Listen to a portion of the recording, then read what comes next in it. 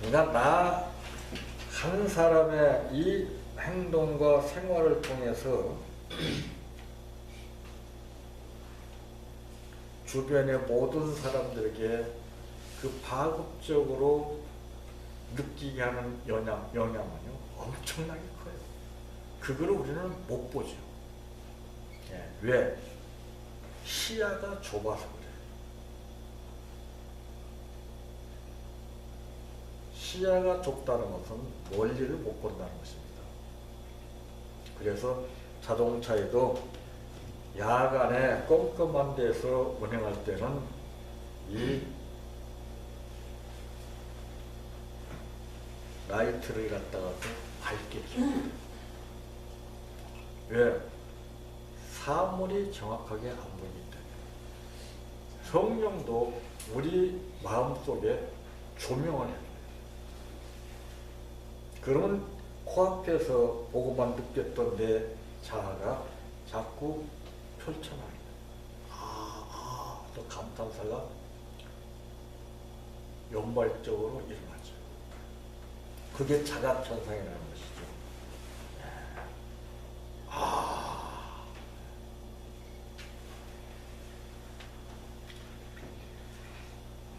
자, 무엇인지 빨리빨리 해요. 그러니까 밥 먹는 것도 빨리 먹으면 건강이 안 좋다는 것이죠. 무엇이든지 시간과 세월이 지나감에 따라서 이루어지는 것인데, 요즘 보세요. 우리가 지금 심각한 상태에 살고 있다는 사실을 모르고 살면서 한 가지만 좋다는 것을 전제로 해서 우리가 먹고 사는 것들이 얼마나 많은 줄 아세요?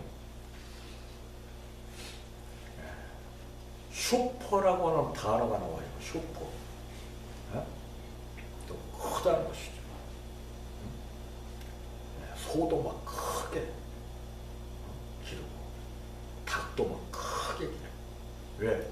그것은 간단하게 자기 개인의 수익성을 전제로 해서 다른 사람, 먹는 사람의 건강 상태를 생각하지 아니하고 만들기 때문에, 생산하기 때문에. 그렇게 하기 위해서는 거기에 뭐가 들어간 줄 아십니까? 촉진제라는 것이 들어가요. 이걸 모르고 먹어요. 맛을 맡아. 그래서 닭을 먹을 때도 그냥 시중에서 막 나와 있는 그런 닭을 먹는 것이 아니라, 뭔가를 아는 사람은 그런 닭을 안 먹어요. 농장에서 직접 경영하는 시골 닭 같은 거, 토종 닭 같은 걸 먹습니다.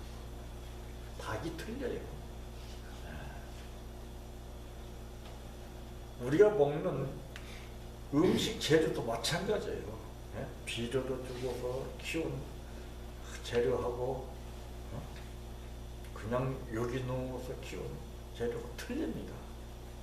근데 이런 것들이 자기 몸속에 지니고 있는 독소적인 인체에 해를 줄 수밖에 없는 그런 것들이 우리가 먹고 마심에 따라서 이 몸에 축적된다는 것이죠.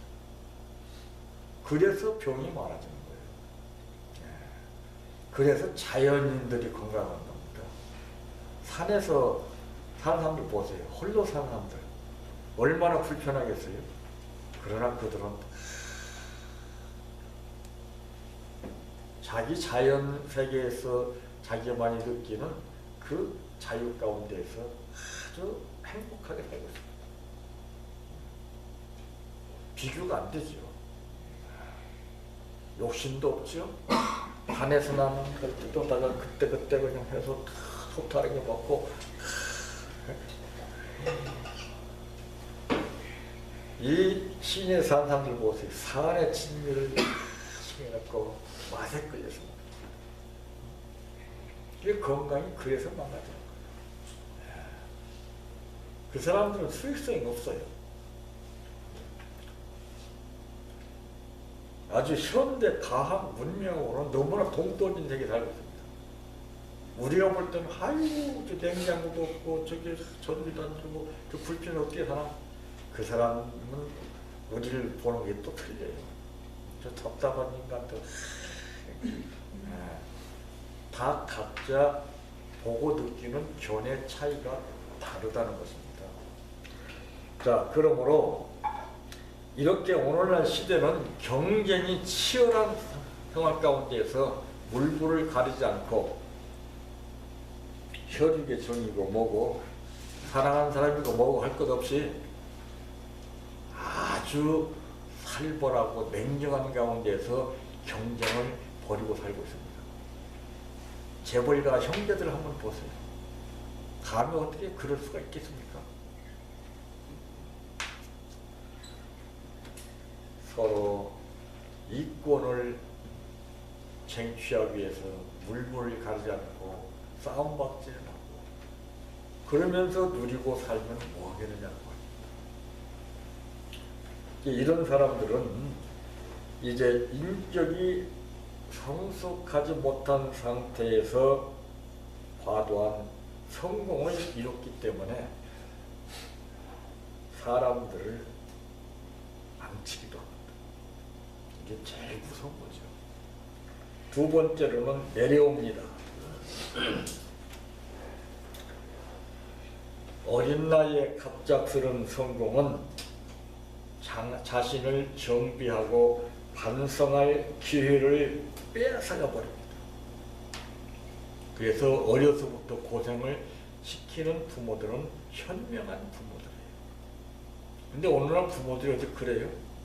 어려서부터 막 과잉보호하고 막 메이커니 뭐 좋은 거니 막 이것들 내고 그에 반해서 가정의 파탄으로 인하여 환경이 좋지 못하고 부모의 사랑을 제대로 받지 못하며 남의 눈치나 보며 외롭게 홀로 쓸쓸히 돌보는 일 없이 자기 스스로 책임지면서 살아야 할 가혹한 무거운 짐을 지고 사는 어린 것들 한번 보세요. 어린 것이 어린 동생을 부모처럼 보살피고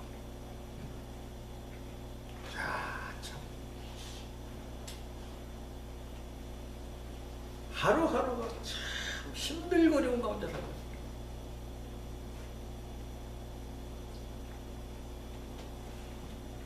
환경이 사람을 만들어주는 거예요. 오늘 바울도 보세요. 내가 궁핍함으로 말하는 것이 아니니라 어떠한 형편에든지 나는 자족하기를 배웠노니 나는 비천에 처할 줄도 알고 풍부에 처할 줄도 알아. 모든 일 곧 배부름과 배고픔과 풍부와 궁핍에도 처할 줄 아는 일체의 비결을 배웠노라. 바울은 지금 몇 가지를 체험했습니까? 우리는 이런 현실을 다 피하기 위해서 하나님 앞에 도움을 청하는 기도나 하고 하나님이 나 잘 먹고 잘 살게 풍요롭게 어려움 없이 기쁘고 즐겁고 행복하게 살기를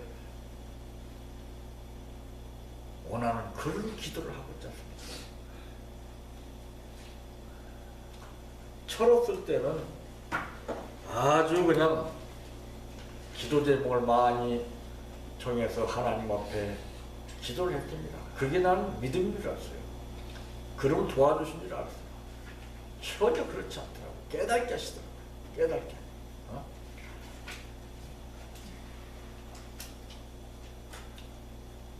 기도는 입술로 머리로 생각해서 하는 것이 아니라 내 발로 하는 겁니다.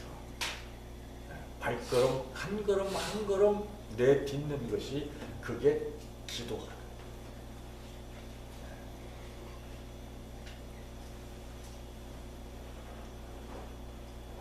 우리는 말 따로 행동 따로 생활 따로 다 다르지 않습니까?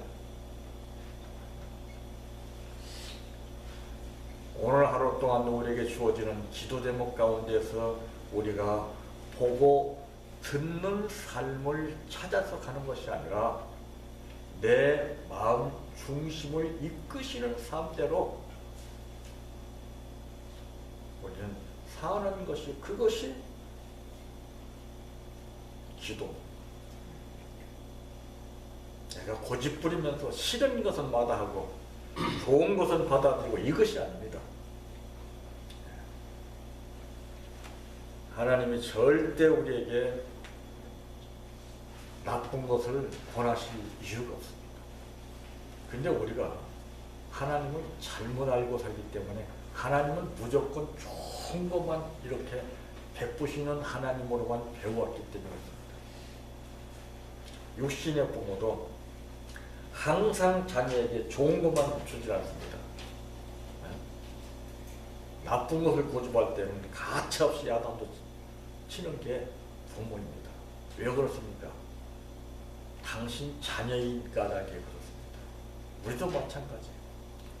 하나님이 너는 내 것이라고 지명해서 불렀기 때문에 우리를 때로는 가혹한 현실 가운데서 이해되지 않는 생활 가운데서 우리를 다듬어서 뭔가 완성품을 이루기 위하여 인격 숙성을 시키기 위해서 오늘 사도 바울이 말했던 것처럼 이러한 형편 가운데서 우리를 한 걸음 한 걸음 단계적인 역사를 이루기 위해서 이끄시는 방법을 볼 수가 있습니다. 결국 이 성공은 정점에서 겸손이 아닌 교만을 긍정적인 사상이 아닌 삐뚤어진 우월 의식을 가지게 됩니다. 성공한 사람들 보세요. 겸손한 사람 있는가 한번 보세요. 성공했다라고 하는 이런 말을 듣는 사람들은요, 겸손한 사람 한 사람 없어요. 목에 심지고 그냥 가시하고 막 남들 앞에 우월감을 가지고 정말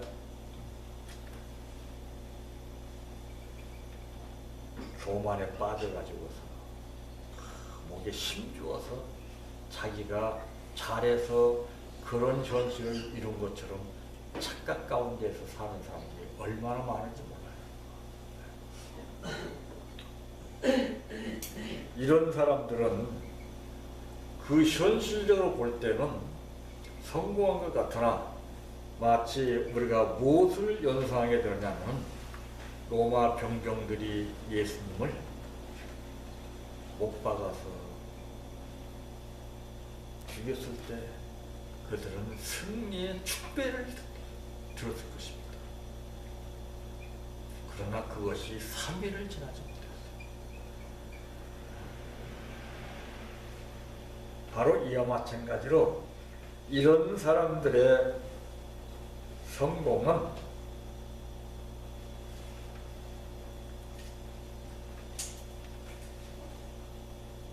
순간 가파르게 정상에서 내려옵니다.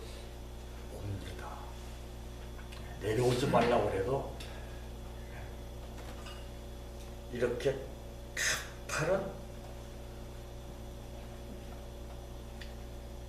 내리막길로 자연적으로 내려오게끔 됐어요. 왜? 현실이 그러니까. 그걸 몰랐기 때문에 그들이 목에 힘주고도 흔들쳤던 거예요. 그래서 성경은 겸손하라 그랬습니다. 겸손. 겸손의 자리에서 낮아 있으라 그랬습니다. 근데 오늘날 보세요. 전부 다 지도자들은 좋은 자리나 찾으려고 그러고 감투 싸움이나 버리고 말입니다. 교계에서도 보면은 높은 자리 잡으려고 그러거든요. 대단하지 않아요? 그래놓고 말하는 것은 겸손한 양 말이 나와요. 불쌍한 사람입니다. 하나님 살아계신 것을 의식하지 못하기 때문에 그런 행동이에요.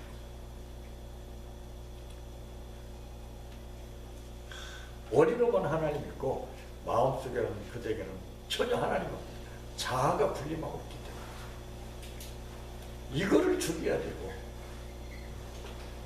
이거를 뽑아내서 내가 낮아지고 내가 군림했던 내 삶을 갖다가 이제는 완전히 포기해버리고 예수 그리스도가 내 안에서 중심을 이루는 삶을 살아야 되는데 생각은 하지만은 그 어디 마음대로 됩니까?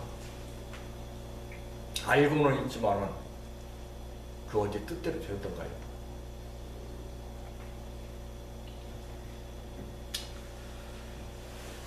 그 갑작스럽게 무슨 일이 벌어질 때 사람은 당황하게 됩니다. 이 성공도 그래요. 갑자기 이루어지게 되면 분명히 문제가 발생하는 겁니다. 당장 뭔가 남들보다 빨리 무슨 일을 하기 때문에 여기는 머리를 굴리는 거죠. 머리를 굴리는 만큼 그 사람은 예측할 수 없는 현실 가운데서 패배자로 전락하게 된다는 것을 우리는 뼈저리게 느낄 수가 있습니다. 좀 더뎌도 힘들어도 어려워도 하루하루를 우리는 정말 욕심 없이 하나님, 그래도 감사한 것은 나는 십자가를 지지 않고서 오늘 이런 힘든 삶일지라도 걸어갈 수 있게 되는 것이 감사한 조건입니다. 주님은 내가 지은 죄로 말미암아 그 무거운 십자가를 지고 가셨는데 다르죠. 말이 그렇지 비천에 처한다는 것이 그렇게 참 간단하고 쉬운 건 아니잖아요. 또 풍부에 처할 줄도 알고 자만심을 가질 만도 하고 또 배부름과 배고픔과 풍부와 궁핍에도 처할 줄 아는 일체의 비결을 배웠다고 그랬습니다. 그 비결이 무엇일까요? 바로 이런 과정은 거칠거칠했던 사도 바울 마음속에 과거의 자아 근성이 이것이 다듬어져서 이것이 숙성이 된다는 것입니다. 그는 인격 숙성이 됐어요. 이 과정을 통해서.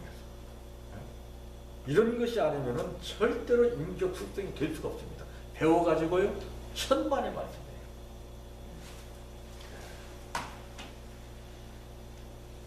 배운 것은 머리를 굴려서 되는 것이고, 이런 과정을 통해서, 훈련을 통해서 깎아내고, 그 삶의 현실이 남들은 생각하기조차 힘들고 어려운 그런 현실들이 우리의 인격을 숙성시키는 그러한 과정입니다. 세 번째로는 모릅니다. 누군가 우리보다 훨씬 빨리 기회를 잡고 성공 가도를 달린다고 해서 여러분 절대로 질투하거나 억울해하지 마십시오. 그게 잡히는 거예요. 너는 너대로 나는 나대로 삶이 분명히 다르다는 것을 우리가 생각을 해야 되지. 그렇게 생각하지 못하면 거기에 말려서 우리가 힘들어져요. 여기에서 막 조급해져요. 부부 끓어요. 아, 저놈은 저렇게 빨리 성공했는데 나는 이게 뭐야? 이게 무서운 거예요. 어쩌면 하나님은 우리들을 더 높은 곳에 옮겨놓기 위한 준비를 하고